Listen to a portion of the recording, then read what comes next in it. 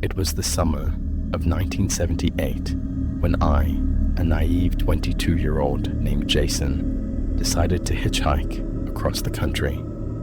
The allure of adventure, the open road, and the promise of new experiences were irresistible.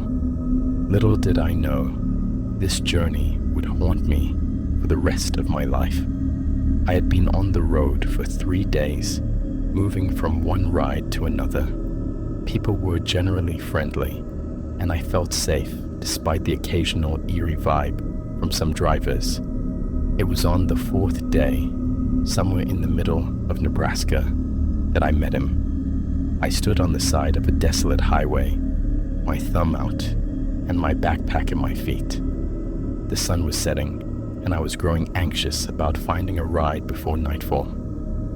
That's when a beat-up old pickup truck pulled over.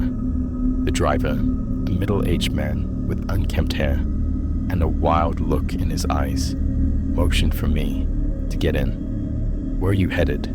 he asked, his voice gravelly and low. "Anywhere west," I replied, climbing into the passenger seat. As we drove, the man introduced himself as Frank.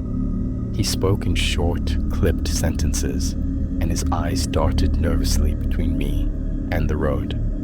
I tried to make small talk, but his responses were curt and unsettling. The hairs on the back of my neck began to stand on end. After an hour or so, Frank suggested we take a detour to avoid a supposed police checkpoint ahead. Alarm bells rang in my mind, but I was miles from anywhere and didn't see much of a choice. We turned onto a narrow dirt road that wound through dense forest. The sun had fully set by now, and darkness enveloped the truck. Frank's demeanor grew even more erratic. He muttered to himself, his hands gripping the wheel tightly. My unease turned to fear. Suddenly, the truck stopped. Frank turned to me, his eyes wild and crazed. "Get out," he ordered, his voice shaking. I hesitated, my heart pounding in my chest. "What's going on?" I asked, trying to keep my voice steady. "Get out," he screamed, lunging across the seat to open my door. I scrambled out of the truck, clutching my backpack. Frank sped off, leaving me alone in the pitch-black forest. My mind raced. What just happened?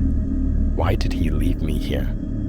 As I stood there, trying to gather my thoughts, I heard rustling in the bushes. My blood ran cold. I wasn't alone. Panic set in, and I started running down the road, my footsteps echoing in the stillness. I ran until I couldn't anymore, collapsing on the ground, gasping for breath. The rustling grew louder, and I knew whatever was out there was getting closer. Summoning the last of my strength, I stumbled to my feet and kept moving. Hours passed, or maybe minutes. It was hard to tell. Finally, I saw headlights in the distance. Desperation fueled me as I waved my arms, praying the vehicle would stop. It did. A kind-looking elderly couple was driving. "Are you all right, son?" the man asked, concern etched on his face. "No," I panted. "I need help." They took me to the nearest town, where I called the police. As I recounted my story, the officers exchanged worried glances.